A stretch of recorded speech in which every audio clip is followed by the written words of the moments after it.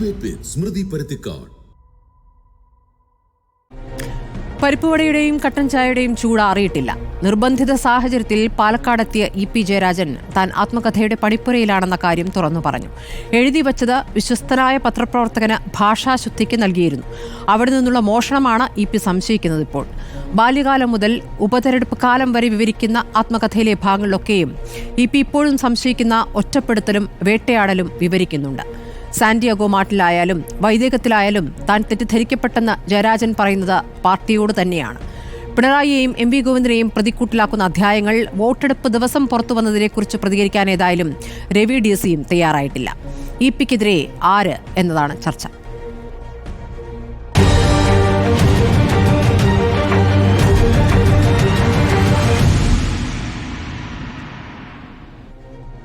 ചർച്ചയിൽ കോൺഗ്രസ് പ്രതിനിധി Roji M. John MLA, ഇടത് നിരീക്ഷകൻ M. ജയചന്ദ്രൻ, മാധ്യമപ്രവർത്തകൻ ജോർജ് പൊടിപാറ എന്നിവരാണ്.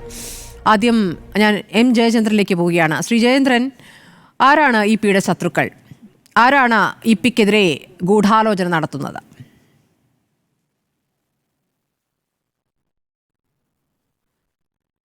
EPയുടെ ശത്രുക്കളെന്നോ EPക്കെതിരെ ഗൂഢാലോചന നടത്തുന്നു എന്നോ പറയേണ്ടതായ സാഹചര്യങ്ങൾ എന്തെങ്കിലും ഉണ്ടെന്ന് എനിക്ക് തോന്നുന്നില്ല സ്മൃതി. ഇനി അങ്ങനെ ഒരു ശത്രുവിനെ കണ്ടുപിടിക്കാനാണ് നമ്മൾ ഉദ്ദേശിക്കുന്നതെങ്കിൽ ഇപ്പോൾ പ്രഥമ ദൃഷ്ട്യ പറയേണ്ടത് ആരാണ്? DC ബുക്സിനെയാണ് പറയേണ്ടത്. അങ്ങനെയാണല്ലോ പറയേണ്ടത്. പക്ഷെ അവർക്ക് EPയുടെ ശത്രുത തോന്നേണ്ട കാര്യമൊന്നുമില്ല. അപ്പോൾ എവിടെയോ ഒരു പ്ലാന്റിങ് നടന്നിട്ടുണ്ട്. അതായത് ഈ പ്രശ്നം വാർത്തയാവുന്നത് ടൈംസ് ഓഫ് ഇന്ത്യയിലാണ്. ടൈംസ് ഓഫ് ഇന്ത്യയിൽ കോട്ടയം ഡേറ്റ് ലൈനിൽ ജയകൃഷ്ണന്റെ ബൈലൈൻ സ്റ്റോറി ആയിട്ടാണ് സാധനം ഇന്നലെ വരുന്നത്. അപ്പോൾ എങ്ങനെയാണ് ഈ സാധനം ഈ വാർത്ത എവിടുന്നാണ് പോകുന്നത്? EP തന്നെ ഇന്നതിനെ കുറിച്ച് സംശയം പ്രകടിപ്പിച്ചിട്ടുണ്ട്. കോട്ടയത്തു നിന്നാണ് ഇത് ചോരാനിടയുള്ളത്. കോട്ടയത്തു നിന്ന് ചോരുകയാണെങ്കിൽ DC ബുക്സിൽ തന്നെയാണല്ലോ ചോരാനിടയുള്ളത്. ഇനി അതല്ലെങ്കിൽ അദ്ദേഹം ഇതൊന്ന് ബ്രഷ് ചെയ്യാനായിട്ട് ഏൽപ്പിച്ച മാധ്യമപ്രവർത്തകനെ ആയിരിക്കണം. അത് സംശയിക്കുന്നുണ്ട് എന്ന് പറഞ്ഞിട്ടില്ല അദ്ദേഹം. അങ്ങനെ ചെയ്യാൻ സാധ്യതയില്ല അയാൾ എന്നാണ് പറഞ്ഞിട്ടുള്ളത്. അപ്പൊ ഈ രണ്ട് സാധ്യതകൾ മുമ്പിൽ നിൽക്കുമ്പോൾ അത് സംശയിക്കേണ്ടതായ ഒരു സാഹചര്യം വരുന്നില്ല. ഒന്ന്. മറ്റൊന്ന്, ഇത്തരം ഒരു പ്രശ്നത്തിലെ ഏറ്റവും പ്രധാനപ്പെട്ട വസ്തുതയായി എനിക്ക് ചൂണ്ടിക്കാണിക്കാനുള്ളത്, ഇങ്ങനെ ഒരു പുസ്തകം പ്രസിദ്ധീകരിക്കണമെങ്കിൽ CPM സംസ്ഥാന ഘടകത്തിന് അനുമതി ഇല്ലാതെ ഒരാൾക്ക് പ്രസിദ്ധീകരിക്കാൻ കഴിയില്ല. അത് EP അല്ല, CPM നിൽക്കുന്ന ആർക്കാണെങ്കിലും അവരെ അത്തരമൊരു പുസ്തകം പ്രസിദ്ധീകരിക്കുമ്പോൾ പാർട്ടിയുടെ അനുമതി വാങ്ങിക്കണം. അത് നമ്മൾ നേരത്തെ ചർച്ച ചെയ്തിട്ടുള്ളതാണ്. ജയരാജന്റെ കഴിഞ്ഞ മാസം 26-ാം തീയതി പ്രകാശനം ചെയ്ത P. ജയരാജന്റെ പുസ്തകത്തിന് പാർട്ടിയുടെ അനുമതി വാങ്ങിച്ചു. ആമുഖം എഴുതിയത് ആരാണ്? പാലോളിയാണ്. അവതാരിക എഴുതിയത് വിജയരാഘവനാണ്. അത് പാർട്ടിക്ക് വേണ്ടി പരിശോധിച്ചത് പുത്ര ദിനേശനാണ്. കാര്യങ്ങളൊക്കെ നമ്മൾ ചർച്ച ചെയ്തിട്ടുള്ളതാണ്. അത് അത്തരത്തിലുള്ള പ്രക്രിയ CPM-നകത്തുണ്ട്, സംഘടനാപരമായിട്ടുണ്ട്. അത് മറികടന്നു പോകാൻ EPക്കും കഴിയില്ല. EMSന്റെ കാലത്ത് EMSനും കഴിയില്ല, മറ്റാർക്കാണെങ്കിലും കഴിയില്ല. ഒരു സാധാരണ പാർട്ടി മെമ്പർക്ക് പോലും അത് കഴിയില്ല. താങ്കൾക്കറിയാവുന്ന കാര്യമാണല്ലോ അത്. EP ഇന്ന് വാർത്താ സമ്മേളനത്തിൽ അത് വിശദീകരിക്കുന്നുണ്ട്. എഴുതുന്നതിന് അനുവാദം വേണ്ട, എഴുതി പ്രസിദ്ധീകരിക്കുന്ന ഘട്ടത്തിൽ പാർട്ടിയിൽ നിന്ന് അനുവാദം മേടിച്ചാൽ മതിയെന്ന്. അപ്പോൾ എഴുതിക്കൊണ്ടിരിക്കുകയാണ് അദ്ദേഹം, പണിപ്പുരയിലാണ്. അപ്പോൾ എനിക്ക് താങ്കളോട് ചോദിക്കാനുള്ളതാണ്, മോഷണം പോയി. അപ്പോൾ മോഷണം പോയത് എഴുതിയ സാധനമാണല്ലോ മോഷണം പോയത്. അപ്പോൾ എഴുതിയ കാര്യങ്ങളാണല്ലോ പുറത്തു പോയത്. നമ്മളിപ്പോൾ വായിച്ച ഭാഗങ്ങളൊക്കെ എഴുതിയത് തന്നെയല്ലേ? അപ്പോൾ എന്തിനാണ് ഇപ്പോൾ നിഷേധിക്കുന്നത്? അല്ല, അത് മോഷണം പോയി എന്ന് ഞാൻ പറഞ്ഞിട്ടില്ല. എനിക്ക് അങ്ങനെ ആക്ഷേപവുമില്ല. EP പറഞ്ഞതാണ്, താങ്കളല്ല. അതിലൊരു തുറന്നു കയർ. EP മോഷണം പോയതായി പറഞ്ഞിട്ടില്ല, ഞാൻ കേട്ടില്ല കേട്ടോ. മോഷണം പോയി എന്ന് പറയുന്നത് ഞാൻ കേട്ടില്ല സ്മൃതി. അവിടെ നിന്ന് പോയോ എന്ന് അറിഞ്ഞുകൂടാ. പക്ഷെ എന്റെ ശ്രദ്ധയിൽ അത് വന്നില്ല. മോഷണം പോയി എന്നൊരു വാക്ക് EP പ്രയോഗിച്ചതായി. കാര്യം അങ്ങനെ പ്രയോഗിക്കുന്ന ഒരാളല്ലല്ലോ EPയെ പോലെ ആ സ്റ്റേച്ചറിൽ നിൽക്കുന്ന ഒരാള്. എഴുതി കൊടുത്തവരിൽ അവിടെ നിന്നും പോയിട്ടുണ്ടോ എന്ന് സംശയിക്കണം. അതും പരിശോധിക്കേണ്ടതുണ്ട്. വിശ്വസ്തനായ പത്രപ്രവർത്തകൻ എന്നാണ് അദ്ദേഹം വിശേഷിപ്പിക്കുന്നത്. ദേശാഭിമാനിയിലെ പത്രപ്രവർത്തകൻ തന്നെയാണെന്നാണ് ഞാൻ മനസ്സിലാക്കുന്നത്. കണ്ണൂർ ബ്യൂറോ ചീഫാണെന്നാണ് ഞാൻ മനസ്സിലാക്കുന്നത്. പേരൊന്നും ഞാൻ തൽക്കാലം പറയാൻ ഉദ്ദേശിക്കുന്നില്ല. പക്ഷേ അദ്ദേഹത്തിന് നല്ല വിശ്വാസമുള്ള, പാർട്ടിക്ക് വേണ്ടി ശക്തമായി തന്നെ പ്രതികരിക്കുന്ന പത്രപ്രവർത്തകനാണ്. പാർട്ടിയെ വിമർശിക്കുന്ന മാധ്യമപ്രവർത്തകരെ നന്നായി തന്നെ സാമൂഹ്യ മാധ്യമങ്ങളിൽ നല്ല പ്രത്യേക ഭാഷയിൽ തന്നെ വിമർശിക്കുന്ന ഒരു പത്രപ്രവർത്തകനാണ്. അതെ, രഘുവാണത്. എം രഘുനാഥാണ്, ബ്യൂറോ ചീഫാണ് ദേശാഭിമാനിയുടെ കണ്ണൂർ യൂണിറ്റിലെ കണ്ണൂർ ബ്യൂറോയില്. അതെല്ലാവർക്കും അറിയുന്നതാണല്ലോ. അത് പിന്നെ പരസ്യമായി പലപ്പോഴും പറഞ്ഞിട്ടുള്ള, ഇന്ന് പല ഘട്ടങ്ങളിലായി പലയിടത്തുമായി വന്നിട്ടുള്ള പേര് ഇവിടെ പറയാതിരുന്നിട്ട് കാര്യമൊന്നുമില്ല. പക്ഷെ എനിക്കത്ര സംശയങ്ങളൊന്നുമില്ല. പക്ഷെ എവിടെയോ ഒരു മിസ്സിംഗ് ലിങ്ക് ഉണ്ട്. ആ മിസ്സിംഗ് ലിങ്കാണ് ഞാൻ പറയുന്നത്. പാർട്ടിയുടെ അനുവാദമില്ലാതെ ഇത് പ്രസിദ്ധീകരിക്കാൻ അപ്പൊ എഴുതുന്നതിനൊന്നും ഒരു തടസ്സവും പാർട്ടിക്കില്ല. പക്ഷേ അത് പ്രസിദ്ധീകരിക്കണമെങ്കിൽ അനുവാദം വേണമല്ലോ. പാർട്ടിക്ക് അത് പരിശോധിക്കണമല്ലോ. പരിശോധിച്ചിട്ടാണല്ലോ രേഖാമൂലമുള്ള അനുവാദം കൊടുക്കുന്നത്. ആ അനുവാദം വാങ്ങാനായിട്ടുള്ള സാവകാശം ഇപിക്ക് കിട്ടാതിരുന്നത് അദ്ദേഹം തന്നെ പറയുന്നത് പോലെ ആ പുസ്തകം എഴുതി തീരാത്തതുകൊണ്ടാണ്. അപ്പൊ എഴുതി തീരാത്ത പുസ്തകമാണ് DC-ക്ക് പ്രസാധനത്തിനെന്ന് പറഞ്ഞ് മറ്റാരോ കൊടുത്തിട്ടുള്ളത് എന്നാണല്ലോ വരുന്നത്. അതാരാണത്? അതെങ്ങനെയാണ് ജയകൃഷ്ണന് കിട്ടുന്നത്? അതെങ്ങനെയാണ് ടൈംസ് ഓഫ് ഇന്ത്യയിൽ പ്രസിദ്ധീകരിച്ച് വരുന്നത്? ഇതൊക്കെയാണല്ലോ അന്വേഷിക്കപ്പെടേണ്ടത്. അതിനാണല്ലോ പോലീസ് DGP അന്വേഷിക്കുന്നത്. കോട്ടയം SP-യോട് പ്രാഥമിക തലത്തിൽ അന്വേഷണം നടത്താൻ ആവശ്യപ്പെട്ടിരിക്കുകയും DC ബുക്സിനെ പോലൊരു പ്രസാധകർ തങ്ങൾക്ക് ലഭിക്കാത്ത ഒരു ആത്മകഥ എടുത്ത് അതിന്റെ ഭാഗങ്ങൾ അങ്ങ് പുറത്തേക്ക് വിടാമെന്ന് കരുതുമെന്ന് വിചാരിക്കുന്നുണ്ടോ ശ്രീ ജയേന്ദ്രൻ? താങ്കൾ ആത്മാർത്ഥമായി DC ബുക്സിന് അതിന്റെ ഒരു ആവശ്യമുണ്ടോ? അവരെ സംബന്ധിച്ച് കച്ചവട തന്ത്രം നല്ലോണം ഉണ്ട് എന്നുള്ള കാര്യത്തിൽ തർക്കമില്ല. അതുകൊണ്ടായിരിക്കുമല്ലോ ഇന്നലെ അത് പുറത്തുവിട്ടത്. അതിൽ അവസാന ഭാഗത്ത് പറയുന്നുണ്ട്, തെരഞ്ഞെടുപ്പാനന്തരമായിരിക്കുമല്ലോ ഇത് പുറത്തു വരിക എന്ന് പറഞ്ഞുകൊണ്ടാണ് ഈ ഉപതെരഞ്ഞെടുപ്പുമായി ബന്ധപ്പെട്ട അദ്ദേഹത്തിന്റെ നിരീക്ഷണങ്ങൾ ചേർത്ത് വെക്കുന്നത്.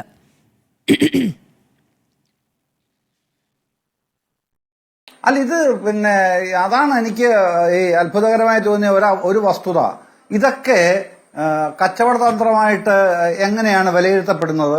ഞാനത് ഈ സ്മൃതി പറയുന്ന പോലെ പരാമർശം നേരത്തെ കേട്ടപ്പോൾ എനിക്ക് പെട്ടെന്ന് തോന്നിയത്, ഞാൻ മുമ്പ് സൂചിപ്പിച്ച P. ജയരാജന്റെ പുസ്തകം PDP-ക്കാർ കത്തിച്ചല്ലോ. അതിന്റെ കവർ എടുത്ത് പിന്നെ കോഴിക്കോട് തെരുവിൽ വെച്ച് കത്തിച്ചല്ലോ. അത് P. ജയരാജന്റെ പുസ്തകത്തിന് മാർക്കറ്റ് ഉണ്ടാക്കി കൊടുക്കാൻ വേണ്ടിയായിരുന്നു.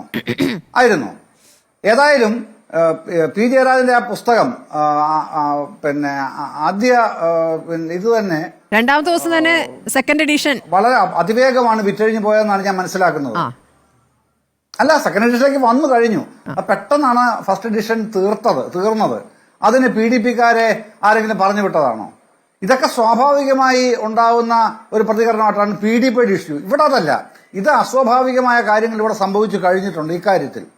അത് EP-ക്ക് അതിൻ്റെ അകത്ത് മനസ്താപം ഉണ്ട് എന്നുള്ളതിനേക്കാൾ ഏറെ EP അക്കാര്യത്തിൽ പാർട്ടി എടുക്കുന്ന നിലപാടിനൊപ്പം നിൽക്കുന്നു എന്നുള്ളതുകൊണ്ടാണ് ഇന്നലെ അദ്ദേഹം മയിൽ ഏരിയ സമ്മേളനം ഉദ്ഘാടനം ചെയ്തതും മുൻകൂട്ടി തീരുമാനിച്ച പരിപാടിയാണെങ്കിലും ഇന്ന് പാലക്കാട് വന്ന് വൈകുന്നേരം 5 മണിക്ക് പാലക്കാട് പൊതുയോഗത്തിൽ അദ്ദേഹം പ്രസംഗിച്ചതും അതിന് പ്രതിപക്ഷ നേതാവ് പറഞ്ഞു കേട്ടില്ലേ, ഈ CPM എന്തോ പിന്നെ അദ്ദേഹത്തെ സപ്രസ് ചെയ്യായിരുന്നു, അല്ല സമ്മർദ്ദം ചെലുത്തുകയായിരുന്നു മറ്റു തരത്തിൽ. അങ്ങനെ ഭീഷണിപ്പെടുത്തി വീണ്ടും പുള്ളി അപമാനിക്കുകയാണ്. അത്രയും കുറച്ച് അണ്ടർ എസ്റ്റിമേറ്റ് ചെയ്യാൻ പറ്റുന്ന ആളല്ല. EP കുറച്ചു കാലമായി പരിപാടികൾ ഇല്ലായിരുന്നു എന്നൊരു യാഥാർത്ഥ്യം നമ്മുടെ മുന്നിലുണ്ടായി. ശ്രീ ജയേന്ദ്ര, ഞാൻ വരാം. റോജി, ഇതിൽ നിങ്ങൾ കൃത്യമായ രാഷ്ട്രീയം കാണുന്നുണ്ട്. അതിൽ എഴുതി വെച്ചിരിക്കുന്ന വാചകങ്ങൾ എന്ന് പറയുന്നത് പാർട്ടിയെ വിമർശിച്ചുകൊണ്ടുള്ള തന്നെയാണ്. താൻ വളർന്നു വന്ന ബാല്യകാലം മുതൽ, പഠനകാലം മുതൽ, പിന്നീട് അങ്ങോട്ട് DYFI പ്രഥമ അഖിലേന്ത്യാ പ്രസിഡന്റായിരുന്ന കാര്യം ഓർമ്മിപ്പിക്കുന്നു. ആ സമയത്ത് കേരള ഘടകത്തിന്റെ പ്രസിഡന്റ് മാത്രമാണ് MV ഗോവിന്ദൻ. അപ്പോൾ MV ഗോവിന്ദനേക്കാൾ താൻ എത്രത്തോളം മുകളിലാണ് എന്നുള്ള കാര്യം അദ്ദേഹം കൃത്യമായി സൂചിപ്പിക്കുന്നുണ്ട്. തനിക്ക് പാർട്ടിയിൽ ആ സ്ഥാനം ലഭിച്ചിട്ടില്ല എന്നുള്ള വിഷമം അദ്ദേഹത്തിന് ഉണ്ടായിരുന്നു എന്നുള്ളത് നമ്മൾ കഴിഞ്ഞ കാലങ്ങളിൽ കണ്ടിട്ടുള്ളതാണ്. ഈ LDF കൺവീനർ സ്ഥാനത്തുനിന്നും മാറ്റിയ ശേഷം അദ്ദേഹം സജീവമായിരുന്നില്ല എന്നുള്ളത് നമ്മൾ കണ്ടിട്ടുള്ളതാണ്. അദ്ദേഹം പുസ്തകം എഴുതാൻ പോകുന്നു എന്ന് അന്ന് തന്നെ പറഞ്ഞതാണ്. പക്ഷേ ഇന്നലെ അത് പുറത്തു വന്നതിലാണ് അതിലൊരു തന്ത്രം വേറെ ഏതോ കരങ്ങളുണ്ട് എന്ന സംശയമുണ്ടാക്കുന്നത്. കാരണം അതിലെ വാചകങ്ങൾ തന്നെ പറയുന്നു തിരഞ്ഞെടുപ്പിന് ശേഷമാണ് ഇത് പുറത്തു വരിക എന്നുകൊണ്ടാണ് താൻ പറയുന്നതെന്ന്. അപ്പോൾ EP-യെ ആരാണ് ഒറ്റിയത്?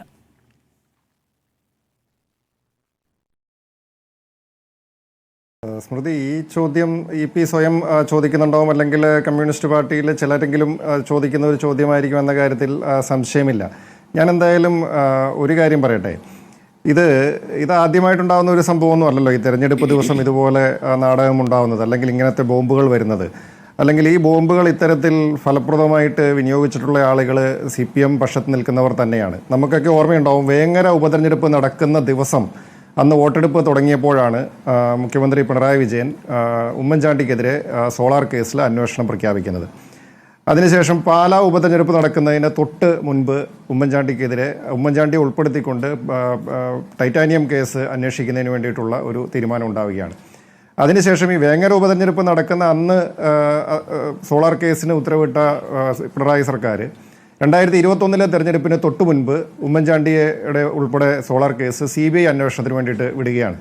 ഇപ്പോൾ ഏറ്റവും അതിനുശേഷം ഇങ്ങോട്ട് നമ്മൾ നോക്കിക്കഴിഞ്ഞ് കഴിഞ്ഞാൽ ഇപ്പോൾ ഇനി EP തന്നെ എടുത്ത് പരിശോധിച്ചാൽ നമുക്കറിയാം, കഴിഞ്ഞ ലോക്സഭാ തെരഞ്ഞെടുപ്പിൻ്റെ അന്നേ ദിവസമാണ് EP ജയരാജൻ അദ്ദേഹം ഈ കാര്യങ്ങളൊന്നും മനസ്സിലാക്കാൻ അല്ലെങ്കിൽ അദ്ദേഹത്തിൻ്റെ ഒരു പ്രസ്താവനയുടെ ഇമ്പാക്റ്റ് എന്തായിരിക്കുമെന്ന് അസസ് ചെയ്യാൻ സാധിക്കാത്ത, അതിനെ മുൻകൂട്ടി കാണാൻ കഴിയാത്ത ഒരു നേതാവൊന്നുമല്ലല്ലോ ശ്രീ EP ജയരാജൻ. അപ്പോൾ അദ്ദേഹം പ്രകാശ് ജാവദേക്കറുമായിട്ടുള്ള കൂടിക്കാഴ്ച അദ്ദേഹം അന്നേ ദിവസം സ്ഥിരീകരിക്കുകയാണ്. വോട്ടെടുപ്പ് തുടങ്ങി അന്നേ ദിവസം രാവിലെ. അപ്പോൾ ഇവിടെ നമ്മൾ കാണേണ്ടുന്ന ഒരു കാര്യം, ഇത് നമ്മൾ ഈ ആരോപണങ്ങളൊക്കെ മറ്റുള്ളവർക്കെതിരെ ഉന്നയിക്കുമ്പോൾ ഇത് തിരിച്ചു വരും, അല്ലെങ്കിൽ താൻ കുഴിച്ച കുഴിയിൽ താൻ തന്നെ വീഴും എന്നുള്ളത് ഇപ്പോൾ EP CPM-നെ ബോധ്യപ്പെടുത്തിക്കൊണ്ടിരിക്കുന്നു എന്ന് വേണം നമ്മൾക്ക് കരുതാനായിട്ട്. ഇപ്പോൾ ഏറ്റവും ഒടുവിൽ ഈ ഇന്നലത്തെ ഉപതെരഞ്ഞെടുപ്പ് ദിവസം ഈ വിഷയം പുറത്തു വരികയാണ്. ഇവിടെ നമ്മൾ കാണേണ്ടുന്ന ഒന്ന് രണ്ട് കാര്യങ്ങളുണ്ട്. ഇത് DC ബുക്സിൻ്റെ ഭാഗത്ത് നിന്ന് ഇത് പുറത്തു പോയി എന്ന് ഒരു കാരണവശാലും നമുക്ക് വിശ്വസിക്കാൻ സാധിക്കില്ല. അതിനെന്താ കാരണം എന്നറിയോ? DC ബുക്സ് എന്തായാലും പുണ്യം കിട്ടാൻ വേണ്ടിയിട്ടല്ലല്ലോ ഒരു ബുക്ക് പ്രസാദനം ചെയ്യുന്നത് അല്ലെങ്കിൽ പ്രസിദ്ധീകരിക്കുന്നത്. അവർ സ്വാഭാവികമായിട്ട് അവർക്ക് കച്ചവട താല്പര്യമുണ്ടാവും. ഒരു ബുക്ക് പുറത്തു വന്നതിന് ശേഷം അതിനെക്കുറിച്ച് എന്തെങ്കിലും വിവാദം ഉണ്ടാക്കാൻ വേണ്ടിയിട്ട് അതിൻ്റെ പബ്ലിഷറോ അല്ലെങ്കിൽ അതിൻ്റെ എഴുത്തുകാരനോ ശ്രമിച്ചു എന്ന് പറഞ്ഞാൽ നമുക്ക് അത് മനസ്സിലാവും. കാരണം ആ ബുക്ക് പോയി മേടിക്കാനായിട്ട് ഇഷ്ടംപോലെ ആളുകൾ ചിലപ്പോൾ താല്പര്യം കാണിച്ചേക്കാം. ഒരു ബുക്കിൻ്റെ പൂർണ്ണമായിട്ടുള്ള PDF കോപ്പി ഇപ്പോൾ നമ്മുടെ എല്ലാവരുടെയും മൊബൈൽ ഫോണുകളിലുണ്ട്. എനിക്ക് കിട്ടിയിട്ടുണ്ട്, സ്മൃതിക്ക് കിട്ടിയിട്ടുണ്ടോ, ഇപ്പോൾ ഈ ചർച്ചയിൽ പങ്കെടുക്കുന്ന എല്ലാവരും കേരളത്തിലെ എല്ലാ ആളുകളുടെയും കൈകളിൽ അതിൻ്റെ PDF കോപ്പി ഇന്നലെ തന്നെ എത്തിക്കഴിഞ്ഞിട്ടുണ്ട്. അപ്പോൾ PDF കോപ്പി പുറത്തു പോയതിന് ശേഷം പിന്നെ ആ പുസ്തകം പ്രസിദ്ധീകരിച്ചാൽ ആ പുസ്തകം ആരെങ്കിലും മേടിക്കാൻ പോവുമോ? അതാരെങ്കിലും പോയി മേടിക്കേണ്ട ആവശ്യമുണ്ടോ? കാരണം എല്ലാവരുടെയും കൈകളിൽ ആ പുസ്തകത്തിൻ്റെ സോഫ്റ്റ് കോപ്പി PDF കോപ്പി എത്തിക്കഴിഞ്ഞു. നമ്മളെല്ലാവരും അത് വായിച്ചു കഴിഞ്ഞു, അല്ലെങ്കിൽ വായിക്കാനുള്ളവരെല്ലാം അതിപ്പോൾ വായിച്ചുകൊണ്ടിരിക്കുകയാണ്. ഇനി ആ പുസ്തകം പുറത്തിറങ്ങിയാൽ, ബുക്ക് ആയിട്ട് ഇറങ്ങിക്കഴിഞ്ഞ് കഴിഞ്ഞാൽ അത് ആരും മേടിക്കാൻ പോകില്ലല്ലോ. അപ്പോൾ ഒരു കച്ചവടക്കാരനും അല്ലെങ്കിൽ ഒരു പബ്ലിഷറും ഒരിക്കലും തങ്ങളുടെ പുസ്തകം അവർ പ്രസിദ്ധീകരിക്കുന്നതിന് മുമ്പ്, പുസ്തകം കടകളിൽ എത്തുന്നതിന് മുമ്പ് അതിൻ്റെ കണ്ടന്റ് സോഫ്റ്റ് കോപ്പി ആയിട്ടൊക്കെ പുറത്തുവിടാൻ ഒരു കച്ചവടക്കാരനും അല്ലെങ്കിൽ ഒരു പ്രസാധകനും തയ്യാറാവില്ല. കാരണം അങ്ങനെ ഒരു മണ്ടത്തരം അവരാരും കാണിക്കില്ല. കാരണം അത് ഏറ്റവും വലിയ മണ്ടത്തരാണ്. ഇനിയിപ്പോൾ ഇത് ഈ പുസ്തകം ഇനി DC ബുക്സ് ആയാലും ശരി, ഇനി ഈ DC ബുക്സിനെ സംബന്ധിച്ചും EP ജയരാജനെ സംബന്ധിച്ചും ഈ പുസ്തകം ഇനി ഇതേ രൂപത്തിൽ പ്രസിദ്ധീകരിക്കുക എന്ന് പറയുന്നത് സാധ്യമല്ല. കാരണം ഈ പുസ്തകം ഇനി ഇപ്പോൾ ഈ പുറത്തു വന്ന സോഫ്റ്റ് കോപ്പി നമ്മളെല്ലാവരും വായിച്ചു കഴിഞ്ഞ സാധനം ഇതേ രൂപത്തിൽ പ്രസിദ്ധീകരിച്ചു കഴിഞ്ഞാൽ ആ പുസ്തകത്തിന് പിന്നെ എന്താ മാർക്കറ്റ് വാല്യൂ എന്താ ഉള്ളത്? അതാരെങ്കിലും മേടിക്കാൻ തയ്യാറാകുമോ? ഇനിയിപ്പോൾ അതിൻ്റെ കണ്ടന്റ് മാറ്റി പുതിയ രൂപത്തിൽ ഇറക്കുക എന്നുള്ളത് മാത്രമേ DC ബുക്സിനെ സംബന്ധിച്ചും EP ജയരാജനെ സംബന്ധിച്ചും നിർവാഹമുള്ളൂ. എന്തായാലും ഒരു കാര്യം ഇവിടെ സ്മൃതി ചോദിച്ചതിലേക്ക് ഞാൻ പറയുകയാണ്. സ്മൃതി, അതായത് ഇതിൻ്റെ കണ്ടന്റ് നോക്കുമ്പം ആദ്യ അവസാനം, അതായത് EP ജയരാജൻ ജനിച്ച ഓർമ്മ വെച്ച നാൾ മുതൽ അദ്ദേഹത്തിൻ്റെ SFI കാലഘട്ടം മുതൽ ഏറ്റവും ഒടുവിൽ അദ്ദേഹം LDFൻ്റെ കൺവീനർ സ്ഥാനത്ത് നിന്ന് മാറ്റപ്പെടുന്ന, അദ്ദേഹം CPM-ൻ്റെ നേതൃനിരയിൽ നിന്ന് പിന്തള്ളപ്പെടുന്ന, അദ്ദേഹത്തിനുണ്ടായിട്ടുള്ള മാനസിക ബുദ്ധിമുട്ടുകൾ ഉൾപ്പെടെ A to Z അതിനകത്ത് പറഞ്ഞിരിക്കുന്ന കാര്യങ്ങൾ എന്ന് പറയുന്നത് EP-യെ അറിയാവുന്നവർക്കറിയാം. അദ്ദേഹവുമായി ബന്ധപ്പെട്ടുകൊണ്ട് അടിമുടി അദ്ദേഹത്തിൻ്റെ ജീവിതവുമായി ബന്ധപ്പെട്ടിട്ടുള്ള നിരവധി കാര്യങ്ങൾ അദ്ദേഹത്തിൻ്റെ കാഴ്ചപ്പാടിലൂടെ വന്നിരിക്കുന്ന കാര്യങ്ങളാണ്. വളരെ ശ്രദ്ധേയമായിട്ടുള്ള കാര്യം, അദ്ദേഹത്തിൻ്റെ സ്വകാര്യ ശേഖരത്തിലുള്ള നമ്മുടെയൊക്കെ പേഴ്സണൽ ഫയലിലുണ്ടാവുന്ന കുറേ പഴയ ഫോട്ടോസ് ഉണ്ടാവുമല്ലോ. ഇപ്പോൾ ഞാനൊക്കെ KSU കാലഘട്ടത്തിൽ നടക്കുന്ന ഫോട്ടോസ് ഇപ്പോൾ ഒരു പക്ഷേ ഇവിടെ ആരുടെയും കയ്യിൽ കാണില്ല. ഇപ്പോൾ സമീപകാലത്തുള്ള ഫോട്ടോസൊക്കെ ആയിരിക്കും പൊതുസമൂഹത്തിലുണ്ടാവുക. ഞാൻ KSU കാലഘട്ടത്തിൽ കോളേജിൽ പഠിക്കുന്ന കാലഘട്ടത്തിലെ ഫോട്ടോസൊക്കെ എൻ്റെ സ്വകാര്യ ശേഖരത്തിലുണ്ടെന്നേ.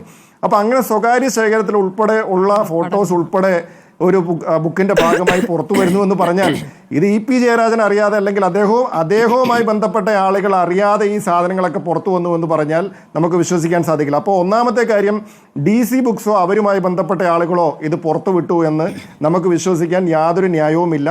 അതിനെ കൂടുതൽ നമ്മുടെ ആ ന്യായത്തിന് കൂടുതൽ സപ്പോർട്ട് ചെയ്യുന്ന തരത്തിലാണ് ഇന്ന് രവി DC-യുടെ പ്രതികരണം വന്നിരിക്കുന്നത്. കാരണം അവർ ഒരു തരത്തിലും ഇതിനെ ഓൺ ചെയ്യാനായിട്ട്, EP ജയരാജൻ പറഞ്ഞതിനെ ഓൺ ചെയ്യാനോ അല്ലെങ്കിൽ അവർ പറഞ്ഞ കാര്യങ്ങൾ, അതായത് അവർ പുസ്തകം പ്രസിദ്ധീകരിക്കാനായിട്ട് തയ്യാറെടുത്ത് നിൽക്കുകയാണ് എന്ന് അവർ സമൂഹ മാധ്യമങ്ങളിൽ പറഞ്ഞ കാര്യങ്ങളിൽ ഉറച്ചു നിൽക്കുന്ന പ്രതികരണമാണ് രവി DC-യുടെ ഭാഗത്തുനിന്നുണ്ടായത്. അപ്പോൾ എന്തായാലും DC ബുക്സിൻ്റെ ഭാഗത്തുനിന്നല്ല ഇത് വന്നിരിക്കുന്നത് എന്നത് നമുക്കിതിൽ നിന്നൊക്കെ നമ്മൾ വിശ്വസിക്കേണ്ടിയിരിക്കുന്നു. ഇനിയപ്പോൾ ഇത് പോയത് ഒന്നെങ്കിൽ EP ജയരാജനുമായി ബന്ധപ്പെട്ട ആളുകൾ, അല്ലെങ്കിൽ അദ്ദേഹം അറിഞ്ഞുകൊണ്ട് അദ്ദേഹത്തിൻ്റെ ആളുകൾ ആരെങ്കിലും വഴി ഇത് പുറത്തു പോയതായിരിക്കാം, അത് വിശ്വസിക്കാനായിട്ട് നമുക്ക് നിരവധി ന്യായങ്ങളുണ്ട്. ഞാൻ നേരത്തെ പറഞ്ഞതുപോലെ അതിൻ്റെ കണ്ടന്റ് വായിക്കുമ്പോൾ നമുക്കത് മനസ്സിലാകും.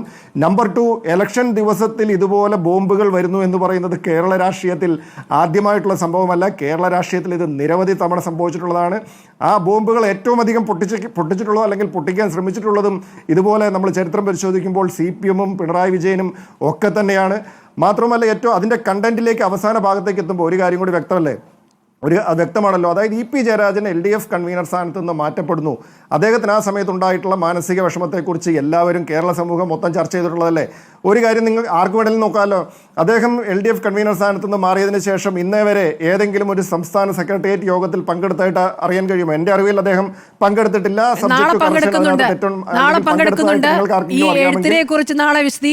വിവരവും വരുന്നുണ്ട് ഇന്നുവരെ. അതെ, അപ്പോൾ ഞാൻ അതിലേക്ക് വരാം. അപ്പോൾ ഇന്ന് വരെ ഈ നിമിഷം വരെ, അന്നു മുതൽ ഇന്ന് വരെ ഇത്രയും മാസങ്ങൾക്കിടയിൽ അദ്ദേഹം ഒരു സെക്രട്ടേറിയറ്റ് യോഗത്തിനും പങ്കെടുത്തിട്ട് അദ്ദേഹം ആകെ പങ്കെടുത്തത് കേന്ദ്ര കമ്മിറ്റി യോഗത്തിൽ മാത്രമാണ്. ഇനി രണ്ടാമത്തെ കാര്യം, അദ്ദേഹം ഇപ്പോൾ ഉപതെരഞ്ഞെടുപ്പ് നടക്കുന്നു. അദ്ദേഹം ചേലക്കരയിൽ ഉപതെരഞ്ഞെടുപ്പിൽ പ്രചരണ പരിപാടിക്ക് എവിടെയെങ്കിലും പോയതായിട്ട് എൻ്റെ ശ്രദ്ധയിൽ വന്നിട്ടില്ല.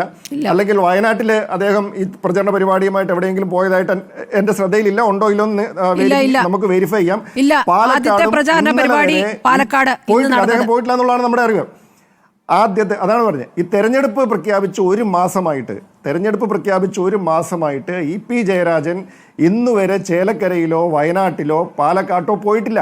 അപ്പോൾ അദ്ദേഹം ഒന്നെങ്കിൽ അദ്ദേഹത്തെ തിരിച്ച് പാർട്ടിയിലെ മുഖ്യധാരയിലേക്ക് കൊണ്ടുവരിക എന്നുള്ള ഉദ്ദേശമുള്ള ആർക്കെങ്കിലും ഉണ്ടാവാമായിരിക്കാം, അല്ലെങ്കിൽ അദ്ദേഹത്തിന് തന്നെ ചിലപ്പം താല്പര്യം ഉണ്ടാകുമായിരിക്കും. കാരണം അദ്ദേഹത്തെ സംബന്ധിച്ചിടത്തോളം അദ്ദേഹത്തെക്കാൾ വളരെ ജൂനിയർ ആയിട്ടുള്ള MV ഗോവിന്ദനെ പോലുള്ള ഒരാൾ സംസ്ഥാന സെക്രട്ടറി ആവുന്നു. EP ജയരാജൻ തഴയപ്പെടുന്നു.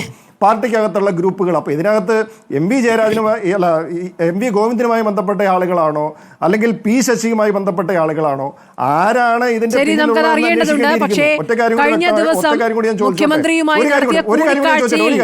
സജീവമാകാനുള്ള ഒരു ആലോചനയിലേക്ക് അദ്ദേഹം എത്തിയിരുന്നു എന്ന് വേണം മനസ്സിലാക്കാൻ.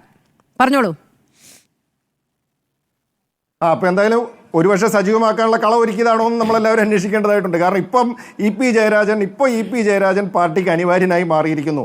ഇപ്പോൾ അദ്ദേഹം വന്ന് P സരിൻ നല്ലവനാണ്, ഉത്തമനായ പുത്രനാണ്, അദ്ദേഹം ഊതിക്കാച്ചിയ പൊന്നാണ്, അല്ലെങ്കിൽ അദ്ദേഹം വിദ്യാർത്ഥിയായിരുന്ന കാലം തുടങ്ങി തന്നെ അദ്ദേഹത്തിന് ഇടതുപക്ഷം മനസ്സായിരുന്നു, അല്ലെങ്കിൽ അദ്ദേഹം സ്കൂളിൽ അദ്ദേഹത്തിന് വിദ്യാർത്ഥികൾക്കും അധ്യാപകർക്കും ഒക്കെ ഒരുപോലെ തൽപരനായിട്ടുള്ള ഏറ്റവും പ്രിയപ്പെട്ട വിദ്യാർത്ഥിയായിരുന്നു സരിൻ എന്നൊക്കെ പറയുന്നത് കേട്ടപ്പോൾ ഞാൻ ആ പ്രസംഗം കുറച്ചു നേരം കേട്ടു. സത്യത്തിൽ എനിക്ക് ചിരി വന്നു.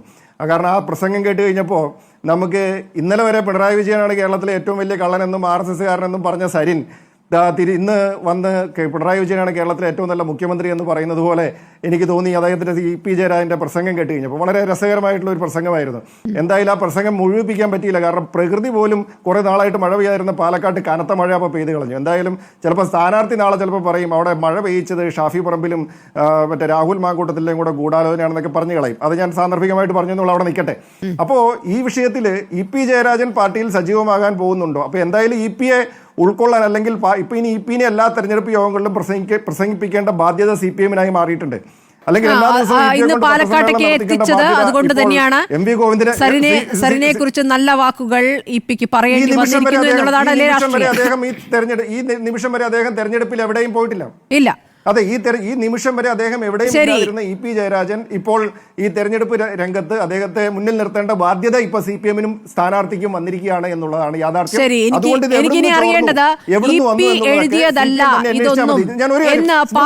വിശ്വസിക്കുന്നുണ്ടോ എന്നുള്ളതാണ്. ശ്രീ ജോർജ് പടുവാൻ ഇപ്പോഴും ആത്മകഥ എഴുതിക്കൊണ്ടിരിക്കുകയാണ്. എഴുതിയ ആത്മകഥ അധികം വൈകാതെ പുറത്തിറക്കും. എഴുതി കഴിഞ്ഞ ഭാഗം വാചകശുദ്ധി വരുത്താൻ ഒരാളെ ഏൽപ്പിച്ചിട്ടുണ്ട്. എന്റെ ആത്മകഥയെന്ന് പറഞ്ഞ് പ്രസിദ്ധീകരിക്കാൻ DC-ക്ക് എന്താ അവകാശം? പ്രസിദ്ധീകരിക്കാൻ ആർക്കും അനുമതി നൽകിയിട്ടില്ല. തിരുത്താൻ ഏൽപ്പിച്ച ആളോട് മോഷണമോ മറ്റോ പോയോ എന്ന് നോക്കാൻ പറഞ്ഞിട്ടുണ്ട്. ആത്മകഥ ചോർന്നോ എന്ന് പരിശോധിക്കും. ഞാൻ എഴുതിയതല്ല പുറത്തു വന്നത്. തിരഞ്ഞെടുപ്പ് ദിവസം പുറത്തു വന്നത് ആസൂത്രിതം. ഇതാണ് അദ്ദേഹത്തിന്റെ വാചകങ്ങൾ. EP എഴുതിയതല്ല ഇത് എന്ന് പാർട്ടി കരുതുന്നുണ്ടോ? എന്താണ് ശ്രീ ജോർജ് പൊടിപ്പാറ താങ്കളുടെ മനസ്സിലാക്കൽ?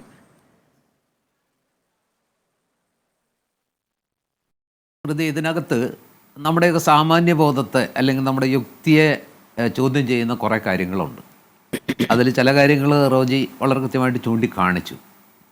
ഏറ്റവും പ്രധാനപ്പെട്ടൊരു ചോദ്യം, ഈ DC ബുക്സ് എന്ന് പറയുന്നത് നമുക്കറിയാവുന്നിടത്തോളം കേരളത്തിലെ ഏറ്റവും വലിയ പ്രസാധന പുസ്തക പ്രസാധന കേന്ദ്രമാണ് അല്ലെങ്കിൽ സ്ഥാപനമാണ്.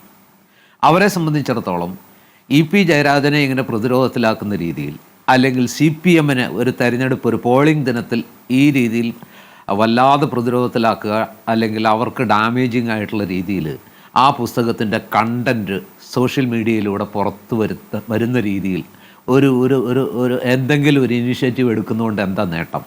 മാത്രമല്ല, തലേ ദിവസം രാത്രി തന്നെ ഇൻസ്റ്റയിലൊക്കെ ഈ പുറംചട്ട ഷെയർ ചെയ്തിരുന്നല്ലോ ശ്രീ ജോർജ് പൊടിപ്പാറ. അതിൽ EPയെ ടാഗ് ചെയ്യുകയും ചെയ്തിട്ടുണ്ട്. അതിൽ രഹസ്യ സ്വഭാവമില്ല. ചെയ്തിട്ടുണ്ട്. അപ്പോൾ EP ഇത് അറിഞ്ഞിട്ടില്ല എന്ന് പറയുന്നത്, നമുക്ക് ആരെങ്കിലും, ഇനി EP അത് നോക്കിയില്ലെങ്കിലും അദ്ദേഹമായിട്ട് ബന്ധപ്പെട്ട ആരെങ്കിലും ഒക്കെ അദ്ദേഹത്തെ ഇത് അറിയിച്ചിട്ടില്ല എന്ന് വിശ്വസിക്കാൻ സാമാന്യ ബുദ്ധിയുള്ളവർക്ക് പ്രയാസമാണ്.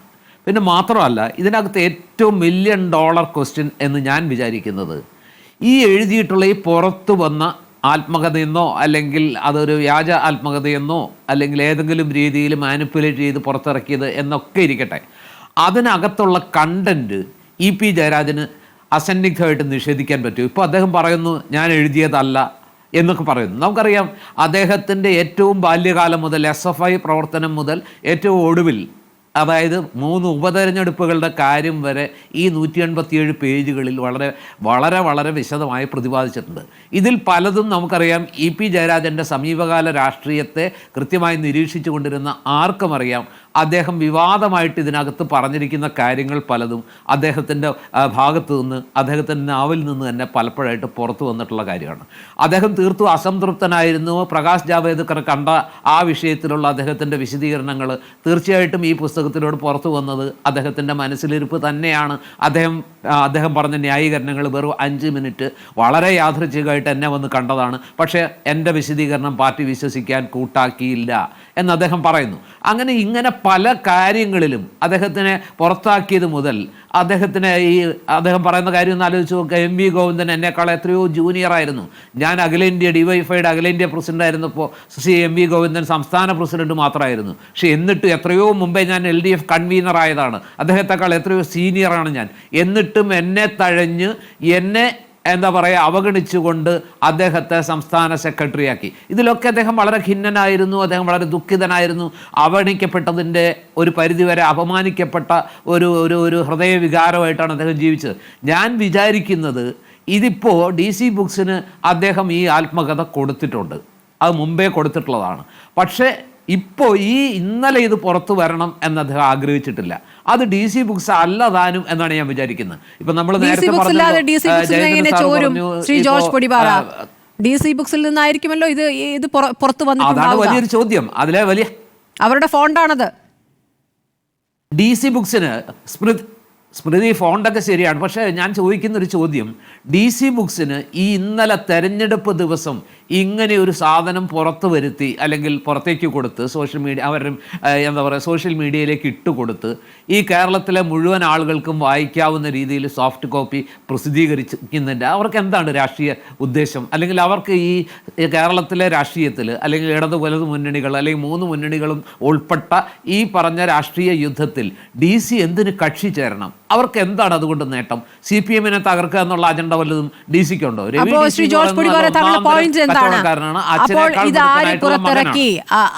പുറത്തിറക്കിയ ആളുടെ താല്പര്യം എന്താണ്, അല്ലെങ്കിൽ പുറത്തിറക്കിയവരുടെ താല്പര്യം എന്താണ്? അതാണ് ചോദിക്കുന്നത്. അതാണ് പ്രശ്നം. അവിടെയാണ് EP-യെ ഈ പാർട്ടിയിൽ നിന്ന് ഈ അടുത്ത ദിവസങ്ങളിൽ ശ്രീ പിണറായി വിജയനായിട്ട് EP സംസാരിച്ച് ഒരു ധാരണയിലെത്തി അദ്ദേഹം പാർട്ടിയിൽ നിന്ന് പുറത്തു പോകും, അല്ലെങ്കിൽ അദ്ദേഹം ആ പാർട്ടി തന്നെ വിട്ടുപോകുന്നൊരു സൂചനയൊക്കെ ഉണ്ടായിരുന്നെങ്കിലും താൽക്കാലികമായൊരു വെടിനിർത്തലുണ്ടായി. പാർട്ടി അദ്ദേഹത്തെ ആക്സെപ്റ്റ് ചെയ്യുന്നു, അദ്ദേഹത്തെ ഉൾക്കൊള്ളുന്നു എന്ന രീതിയിലേക്കൊക്കെ കാര്യങ്ങൾ പോകുന്ന സമയത്ത് അത് ഇഷ്ടപ്പെടാത്ത ആരെങ്കിലും, ഇനിയൊരു തിരിച്ചു വരവ് EP ജയരാജൻ വരരുത് എന്നാഗ്രഹിക്കുന്ന ആരെങ്കിലും ഈ പാർട്ടിക്കകത്തുണ്ടോ? അവരാണോ ഈ അദ്ദേഹത്തിന് നാളെ ഒരു കാരണവശാലും അദ്ദേഹത്തിന് ഒരു മടങ്ങി വരവ് അസാധ്യമാക്കത്തക്ക രീതിയിൽ? കാരണം ഇത് രണ്ടാമത്തെയാണ്. മറ്റൊരു തെരഞ്ഞെടുപ്പ് ദിവസമാണ് അദ്ദേഹം പ്രകാശ് ജാവ്ദേക്കറുമായിട്ടുള്ള കൂടിക്കാഴ്ച സ്ഥിരീകരിച്ചുകൊണ്ട് മാധ്യമങ്ങൾക്ക് മുന്നിൽ വന്ന്. ഇന്നിപ്പോൾ 2 പ്രധാന ഉപതെരഞ്ഞെടുപ്പിൻ്റെ പോളിംഗ് ദിവസം അദ്ദേഹം അതിനേക്കാൾ വലിയൊരു ബോംബാണ് പൊട്ടിച്ചിരിക്കുന്നത്. അദ്ദേഹം അറിഞ്ഞാണെങ്കിൽ അല്ലെങ്കിൽ അദ്ദേഹം അറിയാതെ ഈ DC ബുക്സിന് ഈ പുസ്തകം കൊടുത്തിട്ടില്ല. ഇപ്പം നേരത്തെ സുഹൃത്ത് ജയേന്ദ്രൻ പറഞ്ഞു പാർട്ടിയിലുള്ള ആളുകൾ പുസ്തകം എഴുതാൻ കുഴപ്പമില്ല, പക്ഷേ പുസ്തകം പ്രസിദ്ധീകരിക്കുന്നതിന് മുമ്പ് അത് പാർട്ടിക്ക് കൊടുക്കണം. അവരത് വായിച്ച് അപ്രൂവ് ചെയ്താൽ മാത്രമേ അത് പ്രസിദ്ധീകരിക്കാൻ പറ്റുള്ളൂ. അങ്ങനെയാണ് പി ജയരാജൻ്റെ പുസ്തകം അതിനു മുമ്പ് വായിച്ചു, അവതാരിക എഴുതിയവരുടെ പേരുകൾ പറഞ്ഞു, ഇതെല്ലാം പറഞ്ഞു. ഞാൻ പറയുന്നത് ഈ പി ജയരാജനെ പുറത്താക്കുന്ന രീതിയിലേക്ക് പി ജയരാജൻ്റെ പാർട്ടിയിലെ നില തന്നെ അല്ലെങ്കിൽ നിലനിൽപ്പ് തന്നെ അപകടത്തിലാകുന്ന രീതിയിലേക്ക് പാർട്ടി എന്തെങ്കിലും വളരെ സീരിയസ് ആയിട്ട് പാർട്ടിയിൽ ഇനി എന്താണ് സ്ഥാനം എന്നുള്ളൊരു ചോദ്യം കൂടി ഉണ്ടല്ലോ. കേന്ദ്ര കമ്മിറ്റി അംഗമാണ് ഇപ്പോൾ. ഇനി അടുത്ത സമ്മേളനത്തോടു കൂടി അത് ഇല്ലാതാകുന്നു, പ്രായപരിധി അവസാനിക്കുകയാണ്. ഇനി അങ്ങോട്ട് എന്ത് സ്ഥാനമാണ് ഇ പിയെ കാത്തിരിക്കുന്നത്? ഒന്നുമല്ല. ഇതുവരെ കിട്ടേണ്ടിയിരുന്ന സ്ഥാനങ്ങൾ കിട്ടിയിരുന്നില്ല എന്നൊരു പരാതി അദ്ദേഹത്തിനുണ്ട്. അത് അദ്ദേഹം പരസ്യമായി തന്നെ പ്രകടിപ്പിച്ചിട്ടുണ്ട്. അദ്ദേഹം പരിപാടികളിൽ പങ്കെടുക്കാതെ മാറി നിന്നിട്ടുണ്ട്.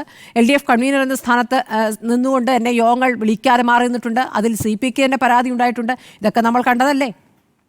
അപ്പോൾ പരാതി ഇനി പുറത്തു പറയുക, താൻ അനുഭവിച്ച കാര്യങ്ങൾ പുറത്തു പറഞ്ഞുകൊണ്ട് തന്റെ ഇമേജ് വേറെ രൂപത്തിൽ, തന്റെ പ്രതിച്ഛായ നന്നാക്കാനുള്ള ശ്രമമാണോ ഇ പി നടത്തിയതെന്ന് സംശയിക്കുന്നതിൽ തെറ്റുണ്ടോ? തീർച്ചയായിട്ടും ആ രീതിയിലാണ് ഞാൻ പറഞ്ഞു വരുന്നതും അത് തന്നെയാണ്. അതായത് പാർട്ടി അദ്ദേഹത്തിനെതിരെ വളരെ കടുത്ത നിലപാടിലേക്കും നടപടിയിലേക്കും പോയി. പാർട്ടിയിൽ അദ്ദേഹത്തിൻ്റെ നിലനിൽപ്പ് തന്നെ അപകടത്തിലാകുന്ന ഒരു ഘട്ടത്തിൽ പൊട്ടിക്കാൻ വെച്ചൊരു ബോംബാണ് എന്ന് ഞാൻ വിചാരിക്കുന്നു. പക്ഷേ ഇപ്പോൾ അത് പൊട്ടിയത് ഈ ബന്ധം കുറച്ചുകൂടി നന്നായ ശേഷം പാർട്ടിയിലേക്ക് ഒരു തിരിച്ചുവരവിലേക്ക്, ഒരു വെടിനിർത്തലിലേക്ക്, ഒരു അനുരഞ്ജനത്തിലേക്കൊക്കെ അദ്ദേഹം വരുന്ന സമയത്ത് ഇത് പൊട്ടിയത് അദ്ദേഹം ആഗ്രഹിക്കാത്ത കാര്യമായിരിക്കാം. അത് പൊട്ടിച്ചതിന് പിന്നിൽ അദ്ദേഹത്തിൻ്റെ ശത്രുക്കൾ, അദ്ദേഹത്തിൻ്റെ പാർട്ടിയിലേക്കുള്ള വരവ് ഒട്ടും ഇഷ്ടപ്പെടാത്ത, അതിനെ എന്താ പറയുക, ടോർപ്പിഡോ ചെയ്യാൻ ആഗ്രഹിക്കുന്ന ആരെങ്കിലും ഇതിന് പുറകിലുണ്ടോ? ഞാൻ വിചാരിക്കുന്ന രവി DCക്ക് അല്ലെങ്കിൽ DC ബുക്സ് എന്ന് പറയുന്ന പ്രസാധക സ്ഥാപനത്തിന് ഇങ്ങനെ ഈ പോളിംഗ് ദിവസം ഇങ്ങനെ ഒരു സാധനം പുറത്തുവിട്ട് ഇ പി ജയരാജനെയും അതുപോലെ CPMനെയും പ്രതിരോധത്തിലാക്കുക, അല്ലെങ്കിൽ വല്ലാത്ത ഒരു വെട്ടിലാക്കുന്ന താല്പര്യം എന്താണ്? അവർക്ക് എന്താ അതിൻ്റെ, അതുകൊണ്ട് എന്താ അവരുടെ നേട്ടം?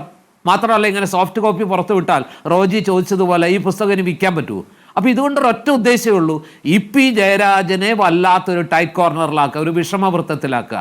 അദ്ദേഹത്തിന് ഇപ്പോൾ തന്നെ പലരും ഇ പി ജയരാജൻ പറയുന്നത്, ആവർത്തിച്ച് പറയുന്നത്, പലരും എന്താ പറയുക, അതിൻ്റെ ഒരു സാധ്യത വെച്ചുകൊണ്ട് അത് ശരിയാണ് അല്ലെങ്കിൽ അദ്ദേഹം പറയുന്നത് സത്യമാണെന്ന് വിശ്വസിക്കാൻ ഭൂരിപക്ഷം പേർക്കും കഴിയുന്നില്ല. കാരണം പല കാര്യങ്ങൾ വെച്ച് നമ്മൾ വിശകലനം ചെയ്യുമ്പോൾ ഇ പി എത്രയൊക്കെ ആവർത്തിച്ച് പറഞ്ഞാലും അദ്ദേഹത്തിൻ്റെ ആത്മകഥയല്ല, അല്ലെങ്കിൽ അതിലുള്ള കണ്ടൻസ് ഇ പി ജയരാജൻ എഴുതിയതല്ല അല്ലെങ്കിൽ ഇ പിയുടേതല്ല എന്ന് ഇ പിക്ക് പോലും പറയാൻ കഴിയില്ല. വെറുതെ ഇങ്ങനെ പറയാം, ഞാൻ എഴുതിയതല്ല എന്ന് പറയാം, പക്ഷേ ഇത് എൻ്റെ അല്ല, എൻ്റെ ആത്മകഥയല്ല, എൻ്റെ ജീവിതകഥയല്ല അതെന്ന് പറയാൻ ഇ പി ജയരാജന് കഴിയുമോ? അതാണ് ഏറ്റവും പ്രധാനപ്പെട്ട കാര്യം.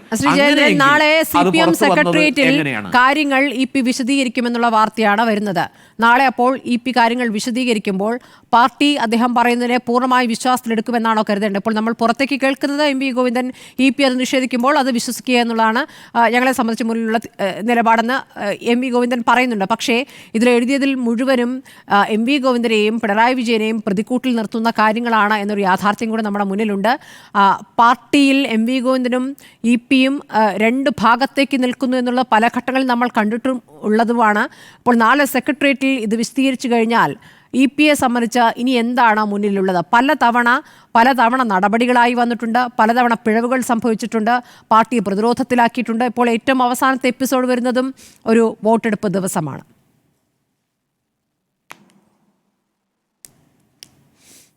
അതെ, ഇപ്പോൾ നാളത്തെ സെക്രട്ടേറിയറ്റ് യോഗത്തിൽ സാധാരണഗതിയിൽ ഈ വിഷയം ചർച്ച ചെയ്യേണ്ടതില്ല എന്നാണ് എൻ്റെ അഭിപ്രായം. കാരണം സെക്രട്ടേറിയറ്റ് യോഗം കൂടുമ്പോൾ സംസ്ഥാന സെക്രട്ടറി കാര്യങ്ങൾ റിപ്പോർട്ട് ചെയ്യേണ്ട കാര്യങ്ങൾ റിപ്പോർട്ട് ചെയ്യും. അപ്പോൾ ഈ വിഷയത്തിൽ ഇന്നലെയും ഇന്നും സംസ്ഥാന സെക്രട്ടറി പറഞ്ഞത്, ജയരാജൻ പറഞ്ഞത് പാർട്ടി മുഖവിലേക്ക് എടുക്കുന്നു എന്നാണ് പറഞ്ഞത്. പരസ്യമായിട്ട് ഇന്നലെയും ഇന്നും അദ്ദേഹം പറഞ്ഞ അതാണ്. കാരണം പാർട്ടിയെ സംബന്ധിച്ചോളം ഇത്തരം ഒരു പുസ്തകം അദ്ദേഹം എഴുതി തീർത്തിട്ടുണ്ടെങ്കിൽ പാർട്ടിക്കാണ് കൊടുക്കുക, അത് പാർട്ടിക്ക് അറിയാം. നാളെ ഇ പി വിശദീകരിക്കുമെന്നതാണ് വാർത്ത. ഇ പി പറയുന്നു, ഞാൻ അങ്ങനെ പുസ്തകം എഴുതുന്നുണ്ട്. അത് വാർത്തയല്ലേ? വാർത്തയെങ്കിലും എന്ത് ആയിക്കോട്ടെ, ഞാൻ എൻ്റെ ഒരറിവാണ് സ്മൃതി ഞാൻ പറയുന്നത്. ഇ പിക്ക് ഇത്തരം കാര്യങ്ങൾ വിശദീകരിക്കേണ്ട ഒരു അവസരം അവിടെ ഉണ്ടാകുന്ന സാഹചര്യം ഉണ്ടായാൽ മാത്രം ഒരു പക്ഷേ ഇപ്പം പറഞ്ഞേക്കാം. പക്ഷെ അത്രയൊരു സാഹചര്യം ഉണ്ടാകുമോ എന്നാണ് ഞാൻ ചോദിക്കുന്നത്. ഈ ചർച്ചയിൽ ഇപ്പം ഞാൻ ചോദിച്ചത് അത്രയൊരു സാഹചര്യം ഉണ്ടാവേണ്ട കാര്യം ഇന്നത്തെ നിലയ്ക്ക് നോക്കിയിട്ട് കാണുന്നില്ല. ഞാൻ നോക്കിയിട്ട് കാണുന്നില്ലെന്ന് ഞാൻ പറഞ്ഞത്. കാരണം CPM-ന്റെ മുമ്പിൽ ഇല്ലാത്തൊരു ഇഷ്യൂ അത് അവർ ചർച്ചയ്ക്കായി എടുക്കേണ്ട കാര്യം സാധാരണഗതിയിൽ ഇല്ലല്ലോ. EP പറയുന്നതിനെ വിശ്വസിക്കുന്നുവെന്ന് സംസ്ഥാന സെക്രട്ടറി പറയുകയും ചെയ്തിരിക്കുന്നു. അത്തരമൊരു സാഹചര്യത്തിൽ താൻ പുസ്തകം എഴുതുന്നുണ്ട്, പക്ഷെ തീർന്നിട്ടില്ല. എന്റെ പുസ്തകം ഞാൻ കൊടുത്തിട്ടുള്ള പുസ്തകമല്ല DC-യുടെ ഇപ്പം പുറത്തു വന്നിട്ടുള്ളത് എന്നും അദ്ദേഹം പറയുന്നുണ്ട്. അപ്പൊ അതിനെ മുഖവിലേക്ക് എടുക്കുന്നു, അത് വിശ്വസിക്കുന്നു എന്ന് പിന്നെ സംസ്ഥാന സെക്രട്ടറി മാത്രമല്ല ഇന്ന് LDF കൺവീനർ തന്നെ പരസ്യമായി പറഞ്ഞിട്ടുണ്ട്. അപ്പൊ നിലപാടതാണ് അവരുടേത്. അതുകൊണ്ട് തന്നെ നാളെ ഇത് സെക്രട്ടേറിയറ്റിൽ ചർച്ചയാകുമെന്ന് കരുതാത്ത ഒരാളാണ് ഞാൻ. അതാണ് ഞാൻ പറഞ്ഞത്. പിന്നെ നമ്മുടെ റോജി MLA പറഞ്ഞതിന് രവി DC-യുടെ ഭാഗം അദ്ദേഹം പറഞ്ഞു ഇങ്ങനൊരു മണ്ടത്തരത്തിന് അവർ മുതിരുമോ? അപ്പൊ ഇതുകൊണ്ട് എന്താണ്? അതേ സ്കെയില് EP-ക്കും ബാധകമല്ലേ റോജി? താങ്കൾ രവി DC-ക്ക് പാകപ്പെടുത്തിയ ആ സ്കെയില് EP ജയരാജനും ബാധകമാവേണ്ടതല്ലേ? രണ്ടുപേർക്കും ഒരേ സ്കെയിൽ എന്താ വെക്കാത്തത്? രവി DC-ക്ക് മാത്രമായിട്ട് ആ സ്കെയിൽ എന്തിനാ ഫിറ്റ് ചെയ്യുന്നത്? EP-യുടെ പുസ്തകം, ആത്മകഥാ അംശമുള്ള പുസ്തകം എന്ന് അദ്ദേഹം പറയുന്ന സംഗതി അത് അങ്ങനെ വെളിയിൽ വരുന്നതുകൊണ്ട് അദ്ദേഹത്തിന് എന്തെങ്കിലും ഈ മാർക്കറ്റിംഗ് എഡ്ജ് എന്തെങ്കിലും ഉണ്ടെങ്കിൽ അതുകൂടെ പോവുകയല്ലേ ചെയ്യുക. അപ്പൊ അദ്ദേഹം അതിന് തയ്യാറാവുമോ? അതും ആ സ്കെയിൽ അവിടെ ബാധകമല്ലേ? ഒരു സ്ഥലത്ത് മാത്രം വെച്ചാൽ പോരല്ലോ. ഞാൻ ഒരു കാര്യം പറഞ്ഞോട്ടെ, ഒരു വാക്ക് പറഞ്ഞോട്ടെ. പറയൂ. OS പിന്നെന്താ? അതായത് ഇന്നലെ വരെ ഈ ഉപതെരഞ്ഞെടുപ്പിൽ പ്രചരണ രംഗത്തോ ചിത്രത്തിൽ എങ്ങുമില്ലാതിരുന്ന EP ജയരാജൻ ഇപ്പോൾ CPM-ന് ഏറ്റവും വേണ്ടപ്പെട്ടവനായി മാറിയില്ലേ?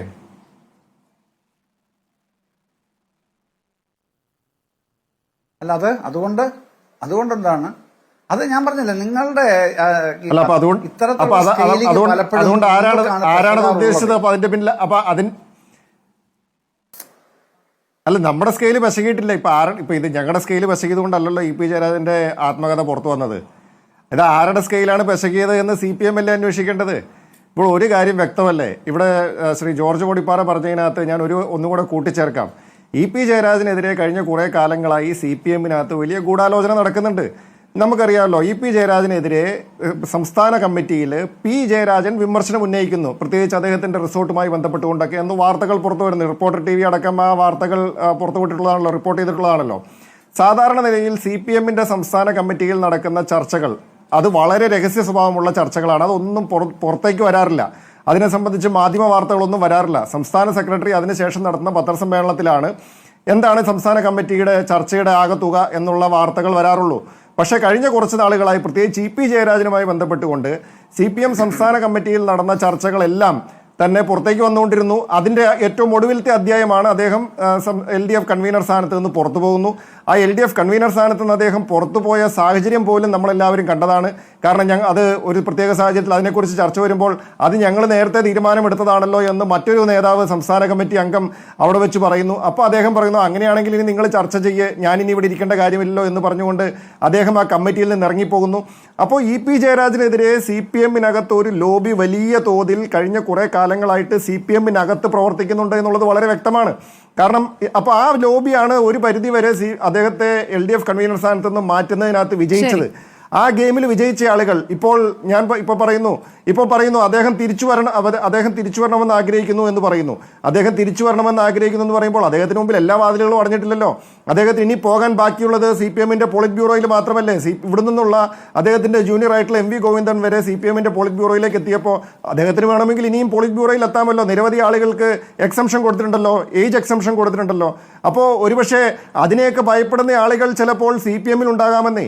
അപ്പോൾ അതുകൊണ്ടാണ് ഞാൻ പറഞ്ഞ ഈ സ്കെയിലുകൾ ബാധകമല്ലാത്തത്. എന്തായാലും രവി DC-ക്ക് ഞാൻ വെച്ച സ്കെയിൽ ഒരു കാരണവശാലും EP ജയരാജനും അല്ലെങ്കിൽ ഇത് പുറത്തുവിട്ട ആളുകൾക്കും ബാധകമാകില്ല എന്ന് പറഞ്ഞതിന്റെ കാരണം, ഒന്നുകിൽ ഇത് അദ്ദേഹത്തെ തിരിച്ച് സജീവ രാഷ്ട്രീയത്തിലേക്ക് കൊണ്ടുവരണമെന്ന് ആഗ്രഹിക്കുന്ന ആളുകളുണ്ടാവും, അല്ലെങ്കിൽ അത് CPM-നകത്ത് തന്നെ ഉണ്ടാവും, അല്ലെങ്കിൽ അദ്ദേഹം ഒരു കാരണവശാലും വരരുത്, ഇതോടുകൂടി അദ്ദേഹത്തെ ഫിനിഷ് ചെയ്യണമെന്ന് ആളുകളുണ്ടാവും. ഇത് രണ്ടുമുള്ളത് എന്തായാലും CPM-നകത്ത് തന്നെയാണ്. ആ ശത്രുക്കൾ ആരാണെന്നുള്ളത് മാത്രം നിങ്ങൾ അന്വേഷിച്ചാൽ മതി. EP-യുടെ വിഷയം നാളത്തെ സെക്രട്ടറിയിൽ ചർച്ച ചെയ്യാൻ സാധ്യതയില്ല എന്ന് താങ്കൾ പറയുമ്പോൾ EP അത് നാളെ വിശദീകരിക്കുമെന്നുള്ള കാര്യം സ്ഥിരീകരിച്ചുകൊണ്ടാണ് ഞാനത് പറഞ്ഞത്. EP നാളെ അത് സെക്രട്ടേറിയറ്റിൽ വിശദീകരിക്കുന്നുണ്ട്. എനിക്കറിയേണ്ടത് ഇപ്പോൾ ഇതെങ്ങനെ പുറത്തേക്ക് വന്നു, ചോർന്നത് എങ്ങനെയാണെന്നൊക്കെ പരിശോധിക്കുമ്പോൾ ഈ പറഞ്ഞ അദ്ദേഹം വിശ്വസിക്കുന്ന പത്രപ്രവർത്തകനടക്കം ഈ കാര്യത്തിൽ ഇങ്ങനെ ഒരു എഴുത്തിൽ സഹായിക്കുമ്പോൾ അത് പാർട്ടിയെ അറിയിക്കേണ്ടിയിരുന്നില്ലേ? അങ്ങനെയെങ്കിൽ അതേപോലെ തന്നെ EP പോലെ തന്നെ പ്രതിക്കൂട്ടിലാകുന്നില്ലേ ഈ പത്രപ്രവർത്തകരും? അല്ലാതെ ഞാൻ ഒരു 2 മിനിറ്റ് സ്മൃതി റോജിയോടൊന്ന് പ്രതികരിച്ചോട്ടെ. അദ്ദേഹം പറഞ്ഞ കാര്യങ്ങളെല്ലാം റോജി യു ആർ തറലി മിസ്റ്റേക്കൺ എന്ന് എനിക്ക് പെട്ടെന്ന് പറയാൻ പറ്റും. എന്താണെന്നറിയാമോ, ഈ ഞാൻ പറയണമെന്ന് ആഗ്രഹിച്ചതല്ല കേട്ടോ, താങ്കൾ എന്നെ കൊണ്ട് പറയിപ്പിക്കുന്നത് കൊണ്ടങ്ങ് പറഞ്ഞു പോകുന്നതാണ്. 92 മുതൽ 2008 വരെയാണ് CPM-ലെ കടുത്ത വിഭാഗീയതയുടെ നാളുകളായിട്ട് അറിയപ്പെടുന്നത്. പിന്നെ ഒരു വിഷമവും ഇല്ലാതാണ് ഞങ്ങളൊക്കെ വാർത്തകൾ പല സോഴ്സ് ഉണ്ട് ശേഖരിച്ചിരുന്നത്, പുറത്ത് വന്നിരുന്നതും അങ്ങനെ തന്നെയാണ്. അതൊക്കെ എപ്പോഴും നടക്കുന്നതാണ്. നിങ്ങളുടെ പാർട്ടിയിൽ നടുങ്ങിപ്പോയില്ലേ ഒരു നേതാവ്, VD സതീശൻ പ്രതിപക്ഷ നേതാവായപ്പോൾ നടുങ്ങി അദ്ദേഹം, ഞാൻ പേര് പറയുന്നില്ല എന്നുള്ളതേ ഉള്ളൂ, 2 ആഴ്ചയോളം വീടിന് പുറത്തിറങ്ങാൻ കഴിയാത്ത വിധത്തിൽ മാനസികമായി അദ്ദേഹം തളർന്നു പോയി എന്നുള്ളത് എനിക്ക് നേരിട്ടറിയാവുന്ന കാര്യമാണ്. അത് സംഭവം ഉണ്ടായിട്ടില്ലേ 2-2.5 കൊല്ലം മുൻപ് ഇല്ലേ? തിരുവഞ്ചൂർ എത്രമാത്രം വിഷണ്ണനായിട്ടുണ്ട് അദ്ദേഹത്തിന് ചില നേട്ടങ്ങൾ അല്ലെങ്കിൽ ചില സ്ഥാനങ്ങൾ കിട്ടാത്തതിൽ. ഇതൊക്കെ ഉണ്ടെന്നേ. ഇത് ഒരു പാർട്ടിയില്ല, എല്ലാ പാർട്ടിയിലും ഇതുണ്ട്. അത് ആപേക്ഷികമാണെന്നുള്ളതേ ഉള്ളൂ. നമ്മൾ അതേ വെച്ചുകൊണ്ട് അത്തരം ഈ ഒരു ചർച്ച വരുമ്പോൾ അത്തരം കാര്യങ്ങളെ വെച്ചുകൊണ്ട് ഇതാണ് ഒരു പാർട്ടി എന്ന് പറയുന്നത്, ഇത്തരം കാര്യങ്ങളുടെ മൂർത്തീകരണമാണ് എന്ന് പറയുമ്പോൾ അത് നിങ്ങൾക്ക് എല്ലാവർക്കും ബാധകമാണെന്നുള്ള ഞാൻ സൂചിപ്പിക്കുന്നുള്ളൂ. ഡീറ്റെയിൽസിലേക്ക് ഒന്നും ഞാൻ പോകുന്നില്ല. അല്ല, ഞാൻ ഒറ്റ കാര്യം പറഞ്ഞോട്ടെ. കോൺഗ്രസ് പാർട്ടി ഒരു ജനാധിപത്യ പ്രസ്ഥാനമാണ്. കോൺഗ്രസിനകത്ത് പല കാര്യങ്ങളും ഇതിങ്ങനെയാണെന്നുള്ളതാണല്ലോ നിങ്ങളുടെ ആക്ഷേപം. അതായത് ഈ ചർച്ചകളൊക്കെ പുറത്തേക്ക് വന്നു അല്ലെങ്കിൽ വന്നുകൊണ്ടിരിക്കുന്നു എന്നുള്ളതൊക്കെയാണല്ലോ നിങ്ങൾ ഉന്നയിക്കുന്ന ആക്ഷേപം. ഇതൊന്നുമില്ലാത്ത കേഡർ പാർട്ടിയാണ് അല്ലെങ്കിൽ വളരെ അച്ചടക്കമുള്ള പാർട്ടിയാണ് എന്ന് പറയുമ്പോൾ EP ജയരാജനെതിരായിട്ടുള്ള വാർത്തകൾ മാത്രം എന്തുകൊണ്ട് കഴിഞ്ഞ കുറച്ച് കാലങ്ങളായിട്ട് CPM സംസ്ഥാന കമ്മിറ്റിയിൽ നിന്നും അല്ലെങ്കിൽ മറ്റ് കമ്മിറ്റികളിൽ നിന്നും ഒക്കെ പുറത്തു വന്നുകൊണ്ടിരുന്നു? അത് ഏറ്റവും ഒടുവിൽ അദ്ദേഹത്തെ LDF കൺവീനർ സ്ഥാനത്ത് നിന്ന് മാറ്റുന്നതിൽ കലാശിച്ചു. ഞാൻ അതാണ് ചോദിച്ചത്. അപ്പോൾ ആരാണ് EP ജയരാജനെതിരായിട്ട് മാത്രം പാർട്ടിയിലെ വിഭാഗീയതയെല്ലാം ഒതുങ്ങി എന്ന് നിങ്ങൾ പറയുന്ന സമയത്ത് EP ജയരാജനെതിരായിട്ട് പ്രവർത്തിച്ച ശക്തി ഏതാണ്? ആ ശക്തി CPM-നകത്ത് തന്നെയുള്ള ശക്തിയല്ലേ, കോൺഗ്രസിലുള്ള ശക്തിയല്ലല്ലോ. CPM അന്വേഷിക്കുക. കേൾക്കൂ പെട്ടെന്ന് നമുക്ക് സമയമില്ലല്ലോ. താങ്കളുടെ അറിവിലേക്കായിട്ടല്ല, പേഴ്സണലായിട്ടല്ല സംസാരിക്കുന്നത്. അതെ, ഈ ചർച്ചയിൽ താങ്കളുടെ അറിവിലേക്കല്ല, ഈ ചർച്ചയിൽ എല്ലാവരും കേൾക്കുകയല്ലേ. ഈ പിന്നെ സഖാവ് കാനം മരിക്കുന്നതിന് മുമ്പ് എന്താണെന്ന് ഞാൻ പറയുന്നില്ല, ഒരു സംഭാഷണത്തിൽ ഞാനും കൂടെ ഉണ്ട്, അവിടെ ആ സ്ഥലത്തുണ്ട്. അദ്ദേഹം പറയുകയാണ്, ബുദ്ധിമുട്ടാണ് ഇങ്ങനെ LDF കൺവീനർ ഇങ്ങനെ പോകുന്നത്, ഒരുപാട് പ്രശ്നങ്ങളുണ്ട്, ഘടകകക്ഷി നേതാക്കൾക്കൊക്കെ അതിൻ്റെ അകത്ത് പ്രശ്നങ്ങളുണ്ട്, അത് EP ആരെങ്കിലും പറഞ്ഞ് ബോധ്യപ്പെടുത്തേണ്ട അത്യാവശ്യമുണ്ട് എന്ന് കാനം പറയുകയാണ്. എവിടെ വെച്ചാണെന്ന് പറയുന്നത് മര്യാദ ഇല്ലാത്തതുകൊണ്ടും ആരൊക്കെ ഉണ്ടെന്ന് പറയുന്നത് മര്യാദ ഇല്ലാത്തതുകൊണ്ടും ഞാനത് ആ ഭാഗം മിണ്ടുന്നില്ല. അതുണ്ട്, അത്തരത്തിലുള്ള വിമർശനങ്ങൾ ഘടകകക്ഷി കാനത്തെ പോലെ ആദരണീയനായ EP-ക്കും വളരെ ആദരണീയനാണ്, സ്നേഹമുള്ള ആളാണ് കാനം. അത് വെച്ചുകൊണ്ടാണ് ഞാൻ പറയുന്നത് കേട്ടോ. താങ്കൾ കേട്ട സംഭാഷണത്തിൽ മാത്രമല്ല അത് വേറെ കാര്യം. പക്ഷെ അതുപോലെ അതിപ്പോ മുഖ്യമന്ത്രിനെ കുറിച്ചായാലും മന്ത്രിമാരെ കുറിച്ചായാലും ഒക്കെയുള്ള നിരവധി സ്വകാര്യ സംഭാഷണങ്ങൾ LDF MLA-മാരുടെ ഭാഗത്തു നിന്നുള്ള സംഭാഷണങ്ങളൊക്കെ ഉണ്ടാവും. നമ്മൾ അദ്ദേഹം പ്രവർത്തിക്കുന്നില്ല എന്നൊരു പരാതി അത് തർക്കമില്ലാത്ത വിഷയമാണ്. നമുക്ക് തിരിച്ചെത്താം ഇടവേളയ്ക്ക് ശേഷം. മടങ്ങിയെത്താം. ശ്രീ ജയേന്ദ്രൻ, താങ്കളുടെ പോയിന്റ് പൂർത്തിയാക്കാം. അല്ല, എന്നോട് സ്മൃതി ചോദ്യമാണ് ഞാൻ ചോദിച്ചതേ. സ്മൃതി എന്നോട് ചോദിച്ചില്ലേ, അതൊന്ന് പറയുമോ എന്നാണ് ഞാൻ ചോദിച്ചത്. എന്താണ്? ഞാൻ നേരത്തെ ചോദിച്ച ചോദ്യങ്ങളാണോ? അല്ല, താങ്കളോട് ചോദിച്ചൊരു ചോദ്യം ഉണ്ടായിരുന്നല്ലോ. അത് പല ചോദ്യങ്ങളായി ഞാൻ ചോദിച്ചത് ചോദ്യങ്ങളല്ല, ഞാൻ മറന്നുപോയി. അവസാനമില്ല, എന്റെ ഓർമ്മയിലുണ്ട്. നാളത്തെ പ്രശ്നമാണ് ചോദിച്ചത്. നാളെ വിശദീകരിക്കും എന്നുള്ള കാര്യം സ്ഥിരീകരിച്ചതാണ്. ഇല്ല റോജി, അതെ അതെ അതെ അതെ നാളെ വിശദീകരിക്കേണ്ട കാര്യം ഉണ്ടാവില്ല എന്നുള്ളതാണ് സ്മൃതി. ഞാൻ എന്റെ ധാരണ എങ്ങനെയാണെന്നാണ് ഞാൻ പറഞ്ഞത്. കാരണം ഇതൊരു ഇഷ്യൂ ആയിട്ട് CPM-ൽ സെക്രട്ടേറിയറ്റ് ഉയർത്തിക്കൊണ്ടുവരാൻ എങ്ങനെയാണ് കഴിയുക? ഇപ്പോ അങ്ങനെ ഇഷ്യൂ മുമ്പിലില്ല എന്ന് സംസ്ഥാന സെക്രട്ടറി പറഞ്ഞു, LDF കൺവീനർ പറഞ്ഞു. അത്തരൊരു പ്രശ്നമില്ല എന്ന് അവർ പരസ്യമായി പറഞ്ഞ സ്ഥിതിക്ക് അകത്തെ ചർച്ചയല്ലേ EP അത് വിശദീകരിക്കുന്നുണ്ട് എന്നുള്ള കാര്യം EPയിൽ നിന്ന് തന്നെ സ്ഥിരീകരിക്കുകയാണ് ശ്രീ ജയേന്ദ്രൻ. അതെ, അത് ചോദിച്ചാൽ മാത്രം, അങ്ങനെ മറുപടി പറയേണ്ട ആവശ്യം വന്നാൽ മാത്രം EP സ്വന്തം നിലപാട് വ്യക്തമാക്കും എന്നുള്ളതാണ് അദ്ദേഹത്തിന്റെ സ്റ്റാൻഡ് എന്നാണ് ഞാനും അറിഞ്ഞത്. അതുകൊണ്ട് അത് ഏതായാലും പ്രശ്നം വരുന്ന ഇവിടെ ഞാൻ ആദ്യം പറഞ്ഞ സ്റ്റാൻഡിൽ തന്നെയാണ് നിൽക്കുന്നത്. ഇതിന്റെ അകത്ത് എങ്ങനെയാണ് കോട്ടയത്തു നിന്നുള്ള വാർത്തയായി ആ പത്രത്തിൽ ടൈംസ് ഓഫ് ഇന്ത്യയിൽ അത് വന്നത് അതറിയണം. പിന്നെ അതില് പിന്നെ ഈ DC-യുടെ ഫോണ്ട് തന്നെയാണ് ഉപയോഗിച്ചിരിക്കുന്നത്. അതൊക്കെ നമുക്കറിയുന്ന കാര്യങ്ങളാണല്ലോ. ഇനി ഈ പറയുന്നത് പോലെ എന്തെങ്കിലും ഒരു ചോർത്തൽ അവിടുന്ന് കണ്ണൂരിൽ നിന്ന് ഉണ്ടായിട്ടുണ്ടോ അതറിയണം. അതിനും അന്വേഷണം വേണമല്ലോ. പക്ഷെ ഇപ്പൊ കോട്ടയം SP ആണ് പ്രാഥമിക അന്വേഷണം നടത്തുന്നത്. അത്തരം കാര്യങ്ങളൊക്കെ നടക്കുമ്പോൾ നാളെ ഈ ചർച്ച നടക്കുമെന്ന് എനിക്ക് തോന്നുന്നില്ല. എന്തായാലും അറിയാൻ കഴിയുമല്ലോ. പ്രാഥമിക അന്വേഷണം മാത്രമാണ്, കേസെടുത്തിട്ടുള്ള അന്വേഷണമല്ല. അതെ അതെ, കേസെടുക്കാതുള്ള പ്രാഥമിക അന്വേഷണമാണ്. അതെ, കേസെടുക്കാനുള്ള പ്രാഥമിക അന്വേഷണമാണ് നടക്കുന്നത്. പക്ഷേ ഇത് പിന്നെ CPM-ൽ ഏതാണ്ട് ഇതുകൊണ്ട് വലിയ പ്രശ്നങ്ങൾ ഉരുണ്ടുകൂടിയെന്നും EP ഇതുപോലുള്ള പതിവായിട്ട് ഇത്തരം കാര്യങ്ങൾ EP-യെ കേന്ദ്രീകരിച്ച് വരുന്നു ഉള്ളതിൽ ഏറ്റവും വലിയ ബുദ്ധിമുട്ട് അനുഭവിക്കുന്നയാള് സാക്ഷാൽ EP ജയരാജൻ തന്നെയാണ് എന്നാണ് എന്റെ അദ്ദേഹത്തിന്റെ മനസ്സറിവില്ല. ഏതാണ് ആ ബുദ്ധിമുട്ട്? ഇനി ഏതറ്റം വരെ പോകും? പലതവണ ബുദ്ധിമുട്ടുകൾ അനുഭവിച്ചു, പലതവണ പാർട്ടിയും ബുദ്ധിമുട്ടുകൾ അനുഭവിച്ചു, പലതവണ നടപടികളായിട്ട് വന്നു. പിന്നീട് ആ നടപടികൾക്ക് ശേഷം പിന്നീട് അദ്ദേഹം തിരിച്ചു വരുന്നു. ഇപ്പോൾ അവസാനത്തെ എപ്പിസോഡാണല്ലോ ഇത്. അതാണ് ചോദിച്ചത്, ഈ ബുദ്ധിമുട്ട് ഇനി ഏതറ്റം വരെ? ഇല്ല, അദ്ദേഹം വളരെ ശക്തനായി ഊർജ്ജസ്വലനായും പാർട്ടിക്ക് വേണ്ടി EP എന്നൊക്കെ പറയുന്നത് പാർട്ടിയുടെ സ്വത്തല്ലേ വാസ്തവത്തിൽ. അത് ആ നിലയിൽ തന്നെ പാർട്ടിയും അദ്ദേഹവും പറയാനുള്ള കാര്യങ്ങൾ പരസ്പരം പറഞ്ഞിട്ടുണ്ട് എന്ന് തന്നെയാണ് എന്റെ വിശ്വാസം. അതുകൊണ്ട് EP CPM-ൽ തന്നെ കരുത്തനായി തന്നെ തുടരും എന്ന് കരുതുന്ന ഒരാളാണ് ഞാൻ. EP കരുത്തനായി തുടരും. ശ്രീ ജോർജ് പൊടിപ്പാറ, താങ്കൾക്ക് അങ്ങനെ ഒരു അഭിപ്രായമുണ്ടോ? നേരത്തെ പലതവണ നടപടികൾ നേരിട്ടുണ്ട്, മന്ത്രിസ്ഥാനത്ത് നിന്ന് മാറ്റി നിർത്തപ്പെട്ടിട്ടുണ്ട്, LDF കൺവീനർ സ്ഥാനത്ത് നിന്നും മാറ്റി നിർത്തിയതാണ് ഏറ്റവും ഒടുവിലത്തെ ഉദാഹരണം. കേന്ദ്ര കമ്മിറ്റി അംഗമായി അദ്ദേഹം തുടരുന്നു. അതിപ്പോൾ ഇനി അതിൻ്റെ ഒരു കാലാവധി അവസാനിക്കാൻ പോവുകയുമാണ്. ഇനിയിപ്പോൾ ഒരു നടപടി ഉണ്ടാകില്ല എന്ന് തന്നെയാണോ മനസ്സിലാക്കേണ്ടത്? അപ്പോൾ താനിനി പാർട്ടിയിൽ സജീവമാകില്ല എന്ന് പറഞ്ഞ ശേഷം എഴുതി തുടങ്ങുന്നു എന്ന് പറഞ്ഞ ശേഷം വന്നിരിക്കുന്ന അധ്യായങ്ങളാണ് ഇപ്പോൾ പുറത്തു വന്നിരിക്കുന്നത്. ഈ അധ്യായങ്ങളിലെല്ലാം തന്നെ പിണറായി വിജയനെയും MV ഗോവിന്ദനെയും വിമർശിക്കുന്ന ഭാഗങ്ങൾ തന്നെയാണുള്ളത്. രണ്ടാം പിണറായി സർക്കാരിനെ വിമർശിക്കുന്നുണ്ട്. MV ഗോവിന്ദനുമായി ബന്ധപ്പെട്ട് പാർട്ടി എടുത്ത തീരുമാനങ്ങൾ പിഴച്ചുപോയതിനെ കുറിച്ച് പറയുന്നുണ്ട്. സാന്റിയാഗോ മാർട്ടിൻ വിഷയം പറയുന്നുണ്ട്. ദേശാഭിമാനിയെ ലാഭത്തിലാക്കാൻ താൻ എടുത്ത നടപടികൾ പറയുന്നുണ്ട്. അപ്പോൾ എല്ലാം വളരെ വിശദമായി തന്നെ പറഞ്ഞുകൊണ്ടാണ് ഈ അധ്യായങ്ങൾ വന്നിരിക്കുന്നത്. ഇത് തന്റെ ആത്മകഥയല്ല എന്ന് പറഞ്ഞതുകൊണ്ട് അദ്ദേഹത്തിന്റെ ആത്മകഥയല്ലാതാകുന്നുണ്ടോ?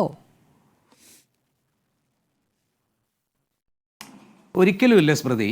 ഇതിനകത്തുള്ള ഏറ്റവും വലിയ ഇപ്പോൾ ശ്രീ ജയേന്ദ്രൻ പറഞ്ഞ നിരീക്ഷണങ്ങളോട് ഞാൻ യോജിക്കുന്നില്ല. അദ്ദേഹത്തിനെതിരെ നടപടി ഉണ്ടാവില്ലെന്നോ നാളെ ഇത് ചർച്ചയാവില്ലെന്നോ ഒന്നും പറഞ്ഞാൽ എനിക്കത് വിശ്വസിക്കാൻ പ്രയാസമാണ്. പക്ഷേ ഒരു കാര്യമുണ്ട്, പാലക്കാട് ഉപതെരഞ്ഞെടുപ്പിലെ പോളിംഗ് തീരുന്നത് വരെ കൂടുതൽ പ്രകോപിപ്പിക്കാൻ പാർട്ടി തയ്യാറാകുമെന്ന് എനിക്ക് തോന്നുന്നില്ല.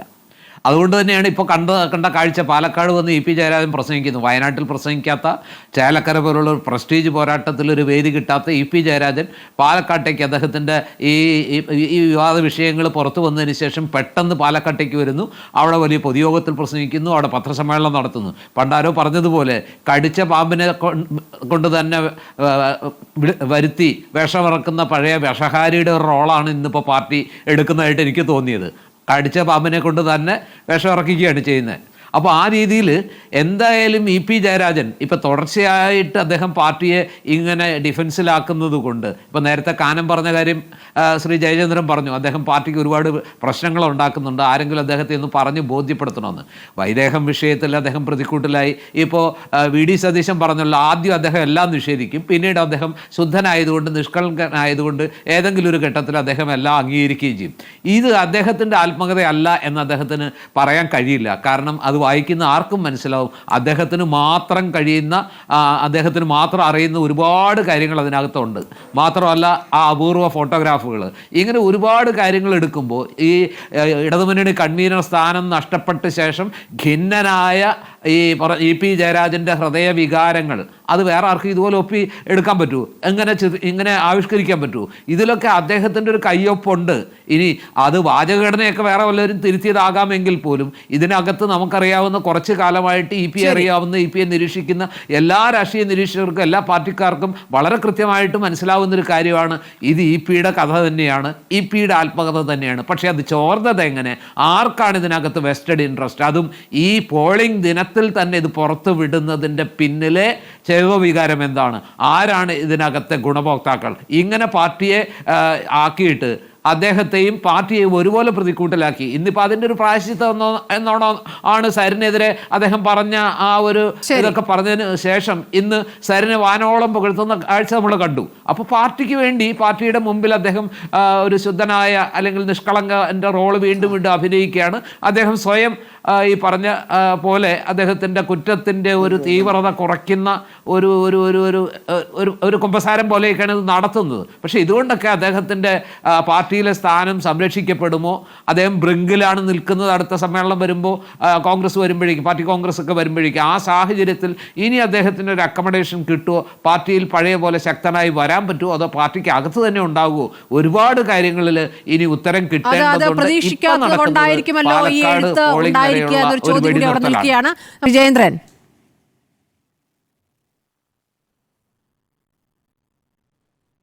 ശരി, അദ്ദേഹം മറ്റൊരു ചർച്ചയിൽ പങ്കെടുക്കാൻ പോവുകയാണ്. കോൾ കട്ടായിരിക്കുന്നു.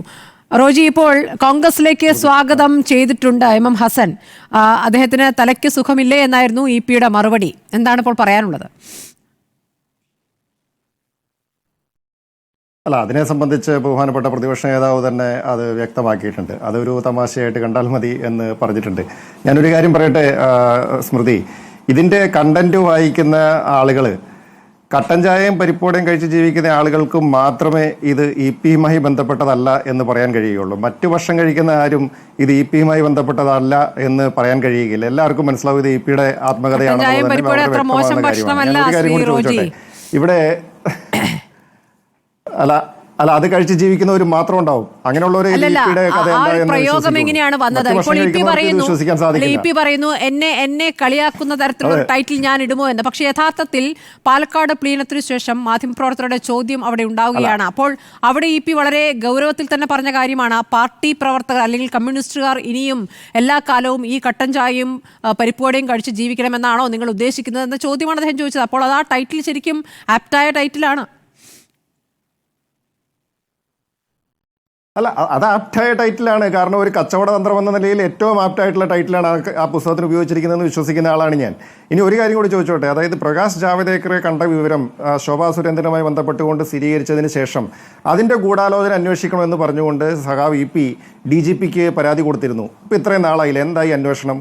ഏതെങ്കിലും ഈ കേരള പിണറായി വിജയന്റെ കീഴിലുള്ള പോലീസ് അത് അന്വേഷിച്ചിട്ട് എവിടെയെങ്കിലും എത്തിയോ? നിയമ നടപടിയാണ് ആ അന്വേഷണവും നിയമ നടപടിയും എവിടെയും എത്തിയിട്ടില്ല. ഞാനൊരു കാര്യം പറയട്ടെ, കേരളത്തിലെ സൈബർ സെല്ല് വിചാരിച്ചാൽ ഈ PDF കോപ്പി ഇവിടെ വന്നിരിക്കുന്നത്, നമ്മുടെയൊക്കെ ഫോണുകളിൽ എത്തിയിരിക്കുന്ന ഈ PDF കോപ്പി അത് ഒറിജിനേറ്റ് ചെയ്ത IP അഡ്രസ് ഏതാണെന്ന് കണ്ടുപിടിക്കാൻ പറ്റും.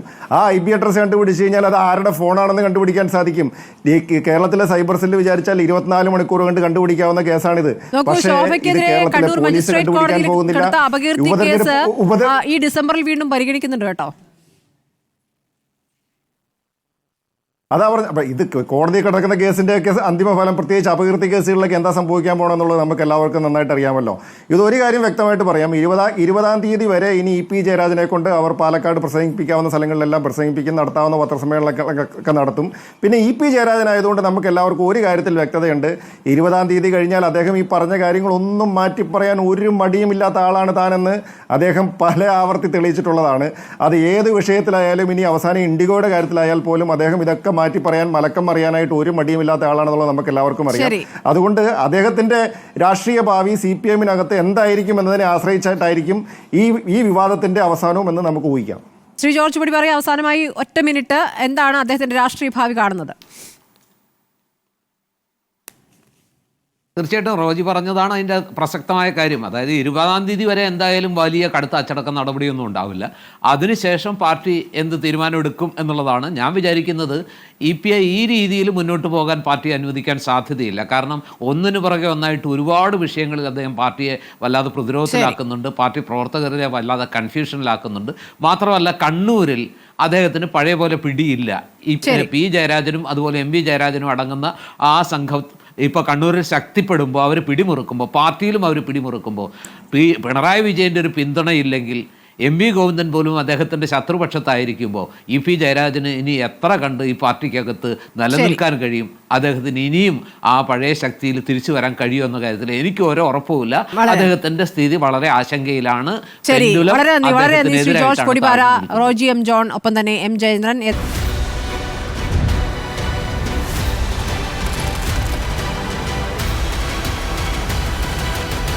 Debate with Smrithi Paruthikad.